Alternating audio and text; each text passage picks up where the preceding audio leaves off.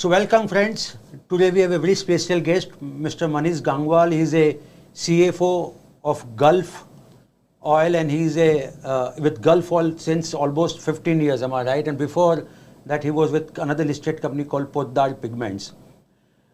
What is interesting about Manish Jee is that he has been a chartered accountant, company secretary, as well as cost accountant. So, baki kuch baki nahi raha. So he has a very three great degree with him. And why we are discussing is that this lubricant industry seems to be a very, very, debate of topic for many investors. Why is that so? Because people are saying, what is the future of the lubricant industry if EV is going to be the future? And that's one of the reason, despite Gulf Oil, which has been, growing in terms of top line almost at 18%, if you can see, and if I can take you there, Jason, if you can share the slide, this one. And if you look at it, this one, the company has been growing at almost 18% if you look at it here. But when you look at the returns, and a 5-year CAGR of 18%, and when you look at the returns, the company is down by almost 55-56% in 5 years. In other words, while the overall market moved up, this company did not move up. Is this the problem only with the company, or is this a sector specific? And it seems like this is more of a sector specific problem. Why is that so sector specific? Because there is a general perception that there is no future for the lubricant manufacturer. Why? Because EV is going to come and is going to take away the business of this one. But before we ask those probing questions to Mr. Gangwal and try to understand what is what, let me just briefly explain you what is a industry. Industries, there are no authentic data available in the market, but based on whatever the information we could gather from the market, industry is near about 40-45,000 crore total, and that include public sector also and the private sector also. In public sector we have a player like IOC, BPCL, HPCL. In the private sector we have Gulf, we have Castrol, we have Tidewater, and then another player which is into another oil called Savita Oil. So there are various players within the industry, and within the lubricant, the most of the segment is dominated by the automotive, and that's where the biggest fear is, that if auto is going to move towards EV, what's going to happen to the players like Gulf? And that's one of the reasons there has been little fear in the investors' mind. They don't want to buy or don't want to touch company which are into lubricant. Now, lubricant, within the auto lubricant, there are various categories. If you look at engine oil, transmission fluids, brake fluids, then we hydraulic oil and brakes. So this is various different. And Gulf Oil itself is a part of Hinduja Group. Hinduja Group has a very big presence in this business outside India also. Am I right? 100 countries, sir, if my understanding is right? Yes. Yeah. They are into 100 countries also. It's a part of very renowned Hinduja Group.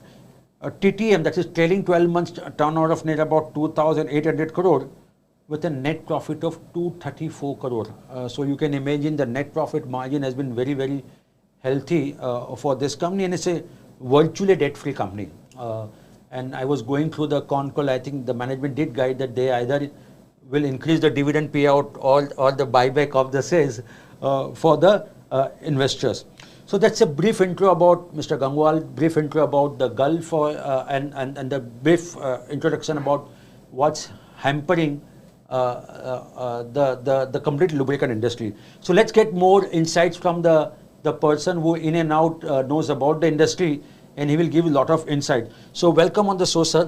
Thanks a lot for accepting our invite, and pleasure to have you and host you, sir, in our studio. Let me, sir, ask you with the very first question, and that I also have that similar fear. What is the future of auto lubricant in the world of electrical vehicles? So Sunil Ji, first of all, thanks for having me on this show. I think your show is one of the most watched show. So, thank you, sir. So this is and it is a good opportunity for us also to explain about the sector, that what is actually the perception is not fully the reality. Okay. So there is a difference between the perception and the reality, which is that the lubricant industry will be completely, gone in few years or of time. The fact is that lubricant as a consumption is across various applications, and these are primarily bucketed into automotive and industrial from our perspective. Besides, there are other categories as well, but where we play usually is automotive and industrial. And within that categories, there are segments which are likely to be impacted from the EVs, like if you talk about buses. Now, these are mostly state transport undertakings which are running the buses, and these will slowly, gradually get converted to EVs to a large extent. It still may not be 100%, but to a large extent. Similarly, there are these three-wheeler categories which are going to get converted, and there will be some partial conversion in the two-wheeler and the car segment as well as we move forward. But we have done our analysis, and we have appointed a lot of global consultants to look at what is going to happen. And one thing which is coming out very clearly from all of them and our analysis also is that the lubricant industry is going to grow, continue to grow, especially in the countries like India, Africa. These markets, perhaps it will saturate sooner in Europe, but in other geographies, including in India, the sector is going to continue to grow at least for the next 10 to 15 years. Okay. And thereafter, we will have to really see where the technology goes in terms of EV, etc. But up to that, there is a growth. After that, there will be a saturation, and the vehicle park will be there on the road, which will take another, usually in India, every vehicle runs for 10 to 15 years minimum.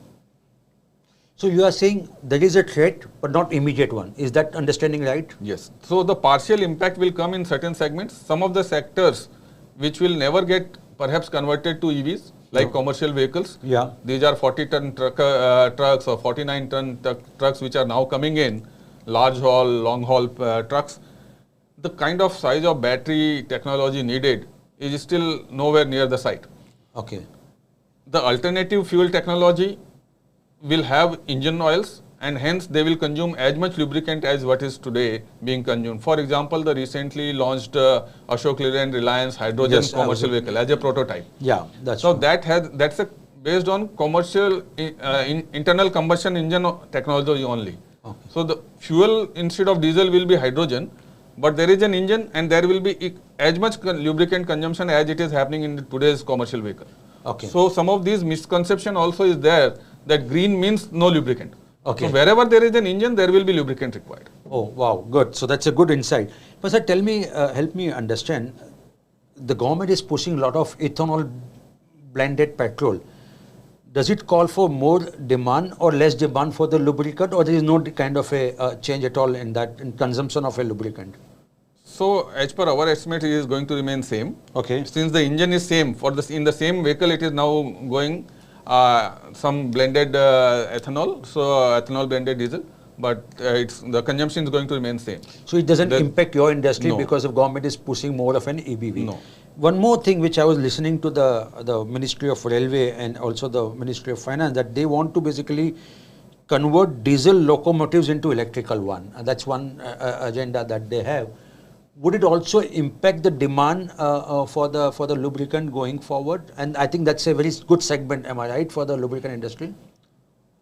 So yes, there will be again then the impact, but we as a company or as most of the private players won't be even going into those tender-based businesses. Oh, I see. So more tender-based. Okay. Yeah. So these are all government procurement tender-based businesses where the participation of our company and many of the private sector players will be limited. Okay. But sir, that's a very interesting then. Suppose if one segment of the business goes away out of the business and someone else, those who are supplying to that, they may try to come into your kind of line of business, and that will increase the competition because there is more supply, less demand. And does it disturb, it's going to disturb the pricing mechanism for the lubricant industry? So today also there is a lot of competition in the lubricant industry. Okay. There are, on the one hand, there are the PSUs. On the other hand, there are these private global MNCs like ours. and then there are a lot of local players also.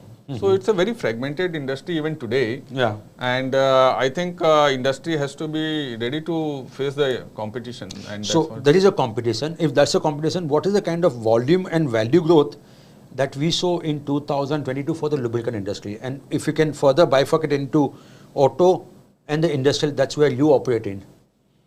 So I guess last year, after the COVID period, last year has been, I would say, 3 to 4% growth in the industry. Again, the sector data is not very widely published, and there are no, compilation of data by a third-party agency. So we have our own estimates of the sector growth, but according to us, the sector has grown 3 to 4% last year, and that's the kind of growth That's which is in value and volume both, or it's only in the volume terms? No, typically when we talk of lubricants industry, we are talking of volumes. Okay. And in value terms, usually the growth is 3-4% higher in a normal year. But last year has been a very different year. There have been a lot of increases in the price. Nearly 30-40% price increase has happened in the industry because crude has gone up significantly. Yeah. And in line of crude, people have taken price increases to pass on the input cost to the consumers. And that's why the value growth is upwards of double digit in terms of value growth. Okay. So 3 to 4% volume plus double digit growth in the value. And in other words, industry would have grown by almost 17-18% in terms of value. Is that understanding right? In terms of top line growth?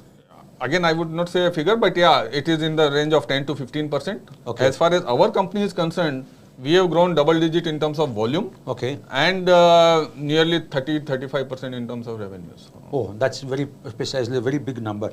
So is it that so normally what has happened when there are private sector players and there are public sector players, normally the public sector players normally cede market share to the private players. Is that happening in the lubricant industry as we speak? Is it that some of the public sector banks, some public sector players are not able to retain their market share and are giving to the players like Castrol, players like you in terms of market share? See, I would say there has been a shift in the market where the market is moving. In good old days, a lot of lubricants were sold on the petrol stations, fuel stations, which were largely PSUs. Yeah. But since for quite some time now, I would say last 10, 15, 20 years, the market is shifting more towards the retail open market, which is like a bazaar market, what we call. And a lot of volume has now been in the bazaar market where your strength of distribution, your strength of brand, all this come into play, and you have to do a lot of ATL, BTL activities to gain market share there. Okay. Which is, then everybody can, go and pursue that market, which is open for all, which earlier was not there. So that is one of the reasons why the overall, share of the national oil companies would have come down over a period of last 2-3 decades. Oh, so that's it's declining in private players. Because of this shift in the marketplace. So how big this industry would be in terms of B2B and B2C? Because some of the, you must be supplying to the OEMs also in terms of, maybe you have tie-up with a lot of vehicle manufacturer also. So how does, you did mention about the bazaar as a one segment. What would be the size in terms of, assume it's 40-45,000 crore, that's a guesstimate. How big would be the B2B2C and how would be the B2B kind of a segment? I would be able to again give estimates on the volume side of it. Okay. Basically, I would say initial vehicle fill, first fill where the automotive, for example, a truck is leaving the factory for the first time. So they do a first fill of the lubricant. That segment is quite low. It's quite only low. Only 10% of the market, maybe even less. Okay. Then there is a large segment of industrial application where the lubricants are going to steel industry, cement industry, textile, auto components, everywhere. Wherever there is a manufacturing, the lubricant is required, which is industrial application. Okay. That's more B2B. Yeah. And that is again, in terms of volume, it is 20-25%. Oh, okay. So that's a large part. And as we know, India is growing or their focus on manufacturing. Yeah. From a service-led economy to now coming back to manufacturing, and there are a lot of factors, as we all know, Atmanirbhar Bharat and China Plus One, so Make in India. So all these initiatives are pushing the manufacturing sector growth significantly higher, and that's where the lubricant consumption is going to be very high in terms of growth and demand. So when we say 3 to 4% industry-wise, is it that industry is growing much faster as compared to auto? Is that a fair understanding as we speak? Not till now. I am talking till when the manufacturing really takes pace. Okay. Of course, automotive industry has been growing 8 to 10% CAGR over the last many decades. Yeah. And that's where in the lubricant automotive industry growth is going higher. Only thing is that it has to be moderated by the new technology of lubricant which is coming. Okay. Like the long drain products which are coming in. So if the automotive growth is, let's say, 8-10%, the lubricant growth is typically 3-4% because of these longer drain products which are coming in new. Why don't you explain to people what this product, what this terminology means actually? Because a lot of retail investors wouldn't know. They would have bike, they would have cars. When the terminology that you said longer drain, does it, just if you can help our... So drain intervals are typically when you, after running a vehicle for a certain number of kilometers, you change your oil. Yeah. For example, in India, commercial vehicles were using 18,000 kilometer drain interval in 2006. Okay. When Govt is a pioneer in long drain products in India, and Govt launched India's first 36,000 kilometer oil, double the drain interval. Wow. Okay. That means after running 36,000 kilometer, the vehicle will change, commercial vehicle will change oil. Okay. And that has now become 80,000 kilometers. Oh, wow. So there is a gradual increase in the drain interval because of newer technology, better lubricants coming in. Of course, that gives a value term advantage also because these better lubricants are priced higher. Yeah. But because of this, the volume growth, which is perceived, which people say it's a 3-4% industry growth only, is because of mainly newer technologies and better products coming in. Okay. So you talk about commercial vehicle. Person like me who would have a car or someone like who have a bike. What should be the ideal? Because like just before we came into this, you were talking about what's happening in Bangladesh and Indonesia, where people basically every month when they get the paycheck, they would change this. Logically, when I'm supposed to change my engine oil, how many kilometers or what is it in terms of the time? If you can educate also. So typically, it is as per the OEM guidelines. If you have a car, your car manual will tell you that after how many kilometers you have to change the oil. Okay. And then there are these, service centers, mechanics who also guide based on the quality of oil, because it also depends on the use of the vehicle, in which type of conditions the vehicle has been used. So it depends on that.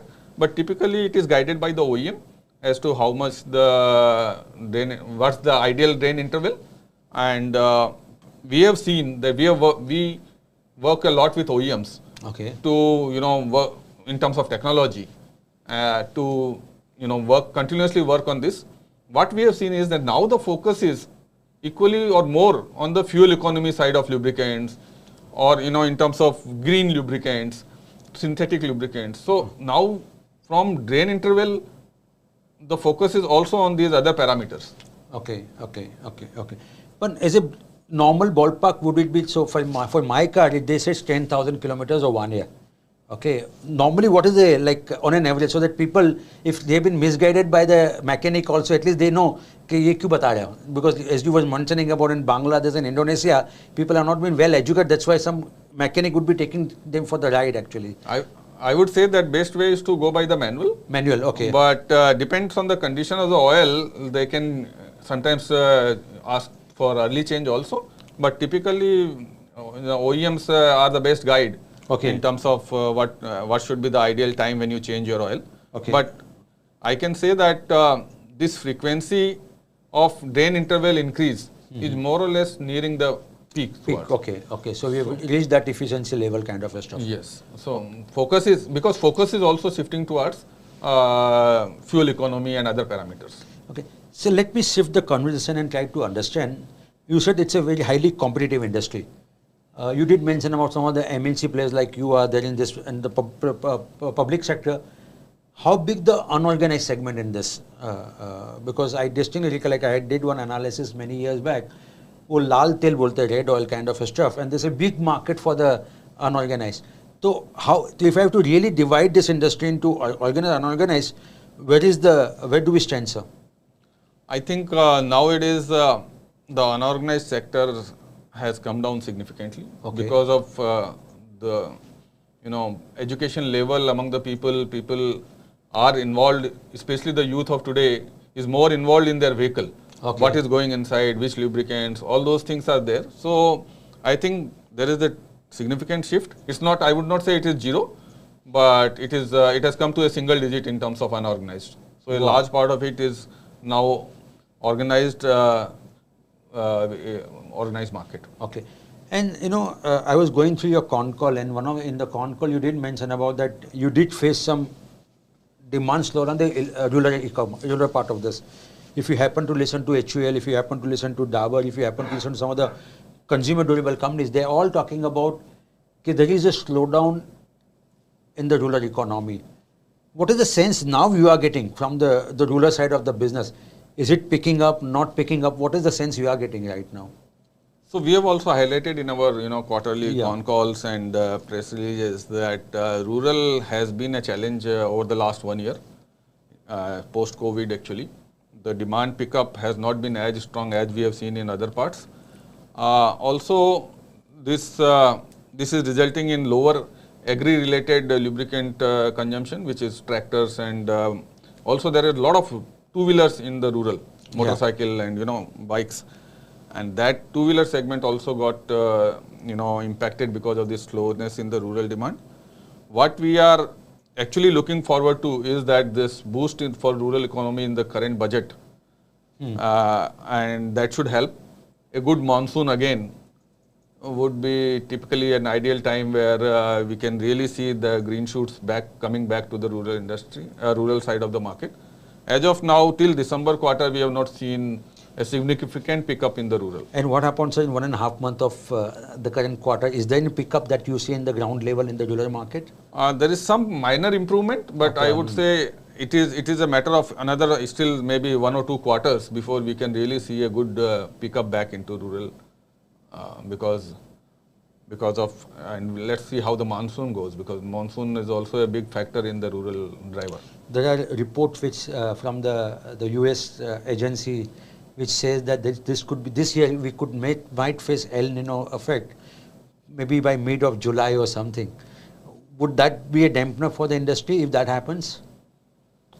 You see, rural consumption will get impacted, but again, this is in the market pie, I would say tractors and motorcycle is another 20% of the market. Both put together. So I know, and 20% of the market is total motorcycle and tractor. Within that, rural will be maybe half of it or even less. So 5-7% market will get impacted overall. For lubricant players. We hope it doesn't happen that way. Now everyone hope, because otherwise it will shoot up the inflation and it could be a problem. But no one can predict the nature. Sir, one thing which impacts you the most is a crude oil price in 2 manners. One is that if the price of crude oil goes up, the price of petrol and diesel goes up, and that would discourage people to drive more of the vehicle, and they might use some other alternate transport, maybe public transport, something to run that. And number one. Number two, your raw material itself is derived from the crude oil. And we have seen the crude oil price surging post April 2020. So what is happening, sir? How is the industry has been able to cope up? Did you pass on the price hike? What kind of price hike you did? How much you could retain some of the margin, or you have to forego some of the margin just to remain little competitive? Because you said that the industry is very, very competitive. If that is so, what is the strategy the players are doing? Are they trying to grab the market? So that's what players of FMCG are doing, or you are passing on the 100% input cost to the end customers? So you see, there are 2 parts of the market. One is the B2B OEM supplies, another is the retail market. So in a retail market, like any other FMCG product, there is a regular pass on whenever the input cost goes up. There is a regular pass on to the end consumers. Or you play with the schemes, and sometimes you reduce the free schemes and all, and you try to optimize on that. On the B2B side, OEMs and many of them are formula driven. So there are global base oil indices based on which every quarter there is a price reset. So either it goes up if the crude or base oil goes up, or it comes down when it comes down. So that's OEM linked businesses are run that way. B2B, you have to do a bit of negotiation and then you have to convince, so that takes a little longer time to pass on. But in the retail market, we have taken 6 price increases over last 18 months. Okay. It has never happened in the industry in the last 14 years I have seen. But this time there have been a price increase every second, third month. Okay. So that is the trend in the retail market, which is, I would say, half of the market. So when you did the last price hike, how many months back, how many quarters back? So our last price hike was towards the end of September, so quarter 3, okay, end of quarter September. 2 end for okay, us. okay. And if I assume that even RBI governor in the monetary policy said that base assumption is that crude would be $95 per barrel. From the user point of view, if $95 per barrel, should we expect more price hike from the lubricant players? Just a simple understanding about. No, so I think crude does $115. It has come off the highs and now it is at $85 or so. In line with that, the base oil prices have also come down to some extent. And we do not foresee any significant price increases unless the situation changes. Okay. Of course, there have been a rupee depreciation. Yeah. Because India is an oil import country, right? Including not only the crude, but a large part of the base oil also is imported. Yeah. And we also do the same. And that's where the foreign exchange impact comes in. And most of the US dollar denominated imports have become costlier because of rupee depreciation. Okay. So that also is a cost input factor which we need to pass on. So sir, I was just looking at your data and I was just did some data analysis. Your average realization for the March 2020 per litre I am talking about was 163, 164 rupees. In the first 9 months of this financial year is 148. On one hand, we see you have talked about that price you have increased the price. So how does one explain the realization coming down? So I think we have tried to explain it in our calls also that we have actually a category called AdBlue. Which is an diesel exhaust, fluid, which reduces the NOx in the environment when the vehicle is running. It sprays this AdBlue, and that reduces the NOx while the emission is coming out. So it's an environment-friendly product. It's a low-price product, low margin, low price realization. The composition of same has significantly increased in our sales. So that is what you are seeing as a realization drop per liter. But effectively, we have increased our realization significantly in our lubricant business. But this AdBlue, which we were selling roughly 5,000 KL a quarter, has become now 20,000 KL a quarter. So it has jumped 4 times in the last 1 year or so.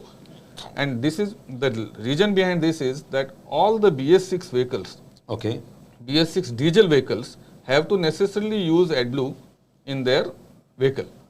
And BS6, just came in 2 years ago. So that's where we are seeing a significant increase in this category.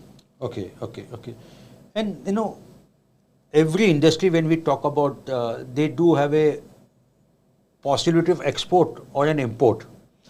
In lubricant industry, do we have any potential to go outside India and export to some other countries? Is that possible? India is, is a import-dependent country as far as any oil-related products are concerned. Largely. But in terms of lubricant, do we see an opportunity outside India, maybe to neighboring countries? So we are exporting our lubricants to Nepal, Sri Lanka, Bangladesh, Indonesia, all these neighboring countries. We are exporting, but not significantly far off. Of course, we are now working with Indian OEMs. For example, one of the two-wheeler OEM we are working with, we are exporting lubricant for them to 26 countries out of India, right up to Latin America. So some of the OEMs, which are Indian OEMs, which have become global, they want their oil to go from India and in their service whenever the vehicle is coming for servicing and in their dealerships there. Because that way they can control the quality of the oil which is being used. And the performance of the vehicle can be stabilized. So that is an interesting opportunity. And just one OEM we are exporting for 26 countries. And similarly, we are doing for few others as well. And we are looking for many more such opportunities for export from India for these OEMs. And so what about the import threat? Is there an import threat on India in terms of some other place coming and doing and could disturb the complete industry mechanism? So India is a very difficult market, I would say, because it's a vast market. Geographically, to cover, you need a lot of distribution. And that distribution takes decades to create. Okay. And for a new player, the biggest entry barrier, I would say, would be distribution. Okay, so you don't see that as a possibility of... Many brands keep coming and then they realize that unless you have a local partner, it's very difficult to... Oh, so you need a local partners to do that. So let's open the floor for, I think, more questions coming in from the our participants. So Jason, can we have... so let me take one question, because today I will give some rest to Jason. Normally Jason moderate the questions, but this time he has asked me to do that. So is a RAMANATHAN SRIDHAR. Dear sir, can you guide us on the demand for the oil industry once EVs and hydrogen fuel is in place? I think he has answered that. Hydrogen, I think he has clearly mentioned, but again, if you wish to repeat, sir. And moreover, the findings of world's second big deposits of lithium in India and the impact on this. Would you like to? I think you've answered, but just for the sake of... You see, as I mentioned, there will be a segment which will get impacted. Like there will be, buses are going to become electric sooner than later. Similarly, three-wheelers. Some impact will be coming to two-wheelers and cars as well. But in the commercial vehicle space, it's very difficult to get that penetration of EV because of the sheer load requirement and the battery technology has to really improve. At the same time, some of these alternative fuel technology, hydrogen fuels, so there are two technologies within hydrogen. As long as it is a hydrogen, combustion engine technology, which is what recent launch was, the lubricant requirement is going to remain same. Only in a pure electric vehicle, which is battery driven, where there is no engine, the demand of engine oil will come down. They will use coolants, they will use brake fluids and other categories, transmission oils, but the demand will come down for engine oil.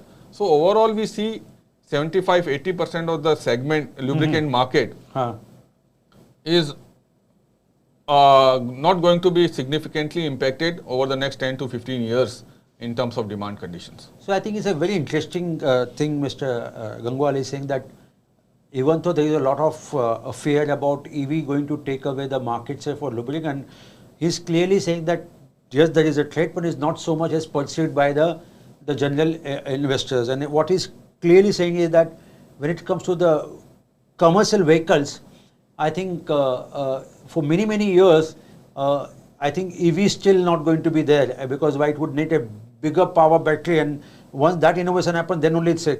Second thing he was mentioning is that what happens to the existing vehicle which are running on IC engine, they would continue to need the lubricants for the years to come, and he was saying that 15 years is normally the life cycle of a vehicle. So assume that if the new EVs are going to come and hit the road, the existing, which is their vehicles, they would still need a lubricant to do that, if my understanding is right. Sunil Ji, I will just add one more data point here.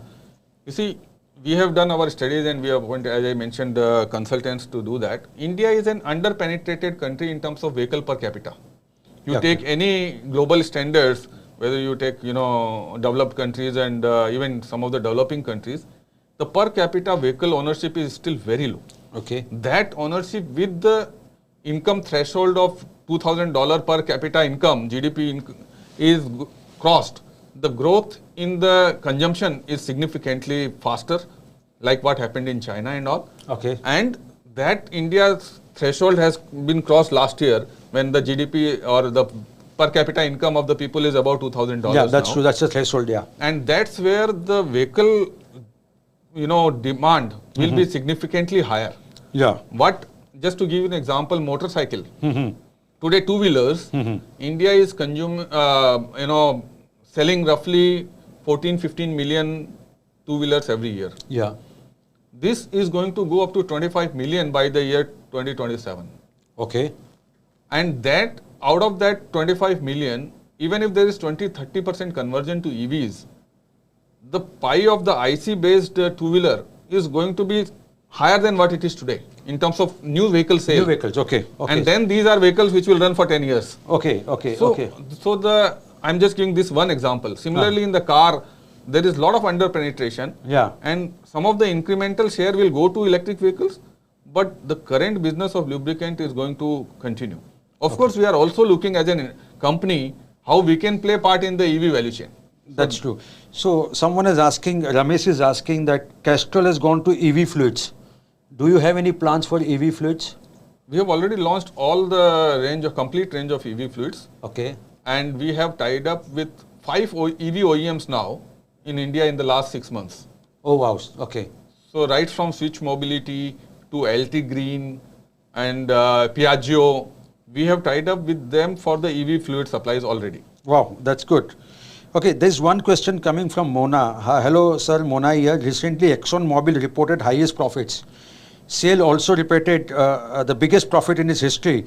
In general, all industries across the Western world made hefty profits. What are your views on oil industries and refineries of India? So, would you like to comment on that? So, Mona ji, basically, we are playing only in the downstream market. All the profits which we are seeing, these are companies which are having both upstream and downstream businesses. And with the crude going up, these companies obviously made phenomenal profits in their upstream businesses. Yeah. But I think downstream everywhere there has been a challenge. And that is the case with most of the industry players. But the profits have come mostly from upstream businesses, not from downstream. Okay. So I think Monaji, what he's saying that upstream and downstream, just for the layman, is that if you are a refinery company, for you the upstream is that finding the crude from the extraction of crude and selling. Then selling, and then you process it. That is called downstream. So that's how the process is explaining. So just those who are little new to this one. Even Rajan is asking very similar question that what would be the future of 2 4-wheelers.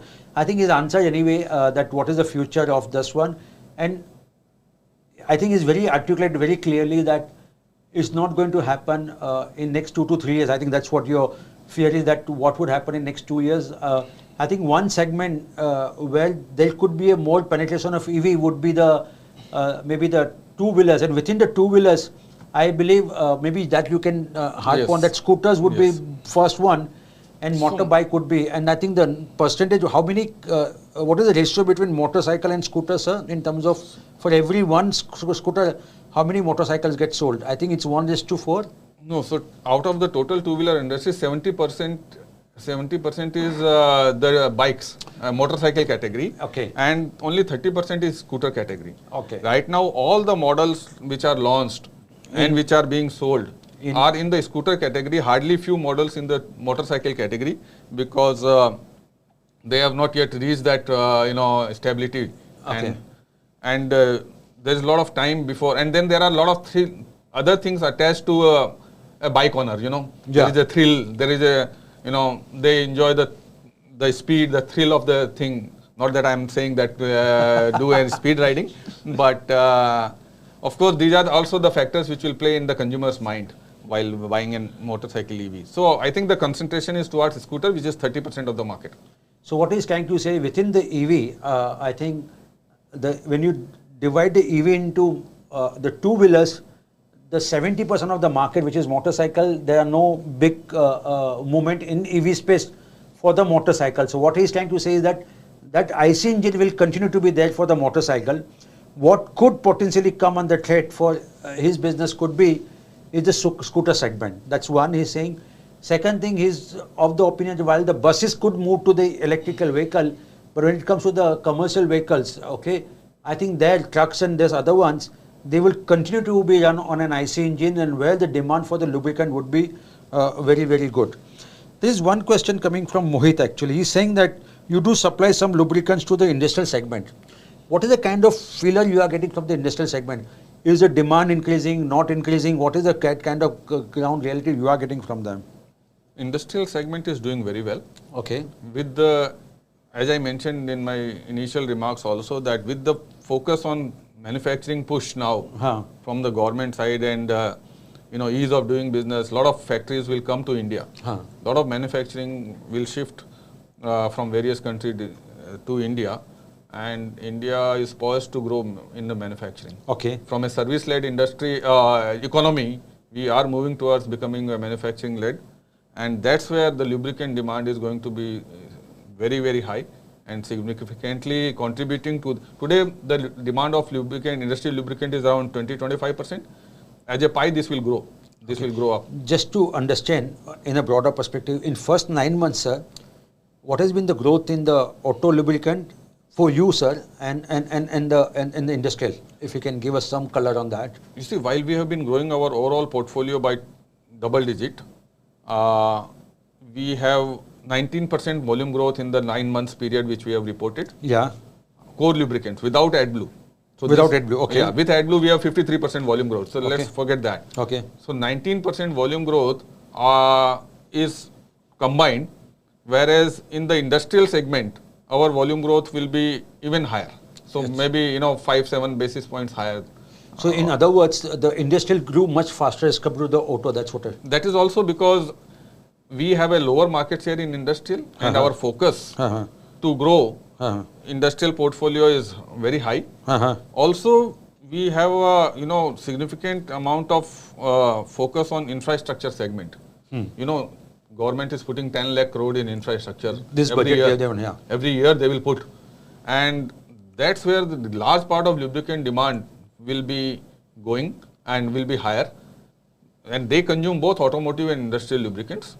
Infrastructure, because the infrastructure growth means the trucks will move, they will carry cement, so cement will be produced, steel will be produced. So it is an overall demand booster. It will create the virtuous cycle. And this virtuous cycle, everywhere lubricant has a play. Okay. Nishant is asking, thanks for the insight, sir. Will this sector or company reward its shareholder investors? What corporate actions are anticipated to improve the net returns considering the last 5 years of underperformance? Thanks.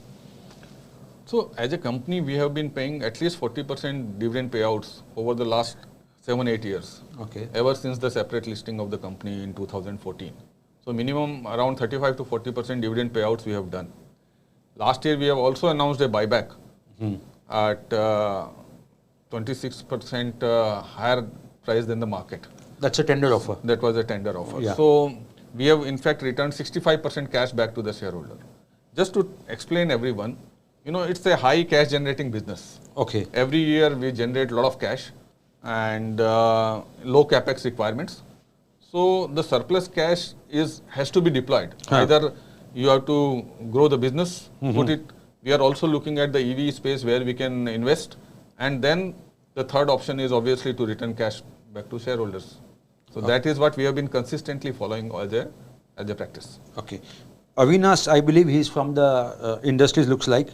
Dear Sunil Ji, understand that Marine Lube is going to take a significant pie in the future. Do Marine Lubes form part of the industrial lubricants? Can we have views on this segment? Marine lubricants, yes, they are a part of the industrial lubricant for us. Yeah. How do you classify it depends on each company, but we classify it as industrial lubricant. And you are right, that segment has been growing very well. And of course, we also play in that segment. So we are that's an interesting segment again. So you are saying it's growing much faster even within the industrial. It's one of the fastest growing segment. Is that understanding right? Yeah, but you see, from India perspective, if I talk from the sector perspective, marine lubricants are not a very big segment for India as a whole because it's a top-up market. Okay. Most of the Singapore port is a big market for marine lubricants. Okay. Similarly, Fujairah in Dubai, in UAE is a big market for mass lubricant replacement.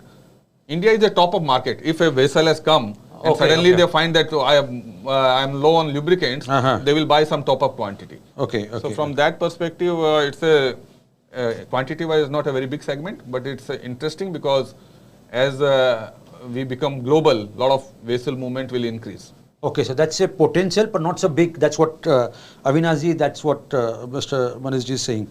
Ashish is asking question. Good evening, sir. What is your view on the availability of charging stations for EVs? Sir, you have also done something. You have acquired some company.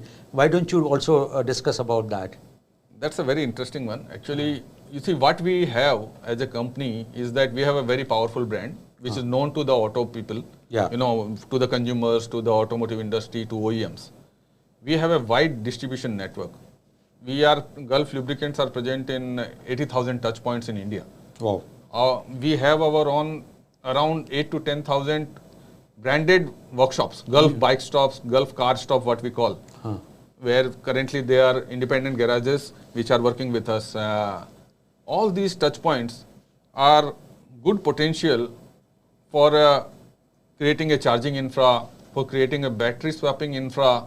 Whenever there is a sizable EV on the ground, these touch points can quickly be ramped up to play a role in EV value chain, be it charging, be it battery swapping. We have a close connect with the OEMs. Okay. So we can tie up with them. So there are a lot of opportunities in the EV space. We have already acquired a small stake in a company in UK, Indra Chargers. So they manufacture home chargers for electric cars. And we have an exclusive right to market that product in India. We are also looking at how we can manufacture that in India. And we have already tested the product and it's working fine in Indian conditions. Similarly, we have acquired another company, a stake in another company called Electrify, where we are, they are a SaaS provider to the electric vehicles, so software as a service company, connecting that vehicle to charger to battery. So they are doing very well. So we have, and once if we decide to create that charging infra or we partner with someone, those softwares can be immediately put to use.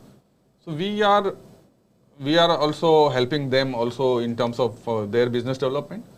Plus we are looking at the entire sector of EV in terms of value chain, where Gulf, based on its strength of brand, OEM relationship, distribution, can be a part of this. We also do a two-wheeler battery, lead acid battery. So that we have created a pan-India service network for that.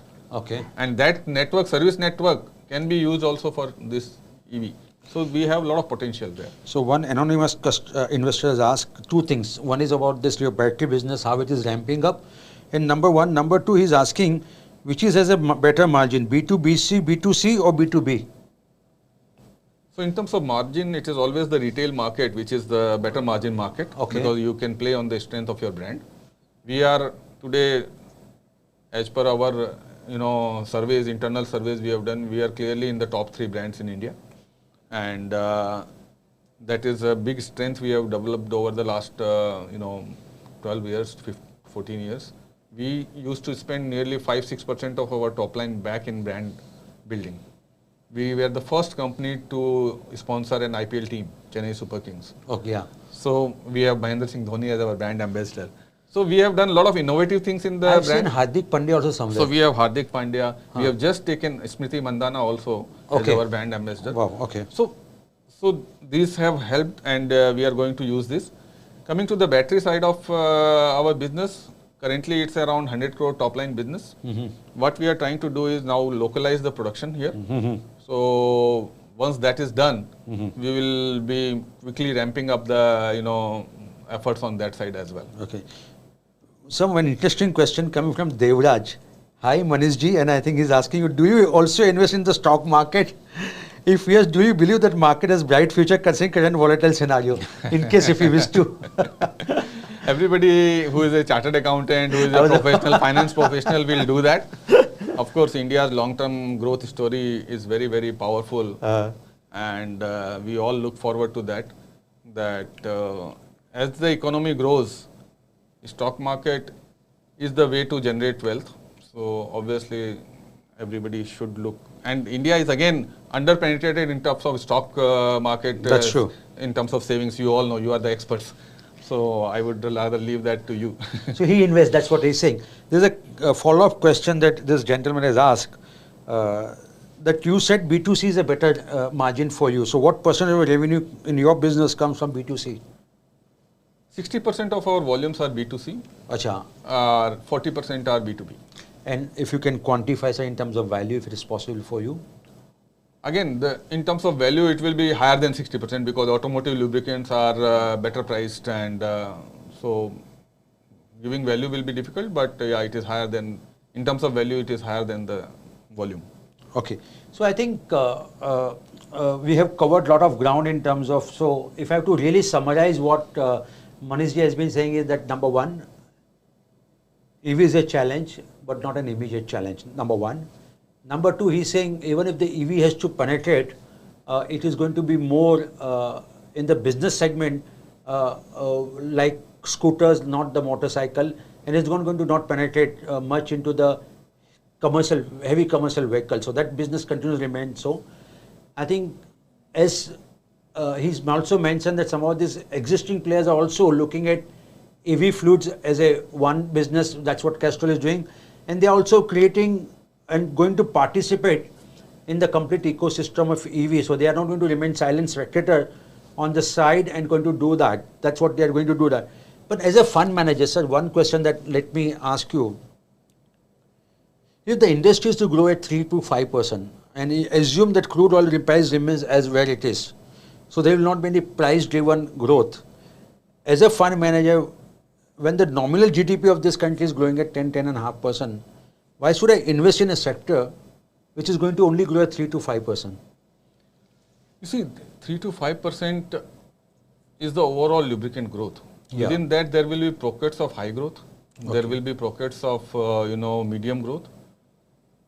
Assuming that the commercial vehicles which have grown 15-20% last year and even more, and they continue to do so, given their infrastructure demand and what is going to push, the demand is going to be much higher in certain segments. It is depending on the vehicles. Overall, I have seen many industries, the overall growth are in the range of 3 to 5%. Then it depends on individual companies, how they within that sector grow and outperform. We have grown 3x the market growth rate, not only this year, but last 12 years CAGR. And you have every year we have grown 3 to 4x the market growth, and we aim to continue to do that, because we are still only 5 to 6% market share company. We have a lot of ground to catch up. Okay. I think one thing which I would request, not only Manish Ji, but I think the complete industry, I think they need to little educate the investors, because one fear that everyone seems to be having, if EV is going to be the future, there is no future for the lubricant. And despite having 5-year CAGR growth of 18%, if the scrip has to go 55% less than what it was, I think the industry needs to do a lot of education to the investors to make them understand that it's not a gloom and doom kind of a scenario for the sector. Thanks a lot, Manish Ji, taking time out and being part of this webinar. Thanks a lot, everyone, taking time out and attending this webinar. We will have this link also available post this, so you can watch this video a little later also. Thanks a lot, Jason, for hosting this webinar. Over to you. Thank you. Yeah, thanks a lot, everyone, for joining today. Goodbye and have a great evening.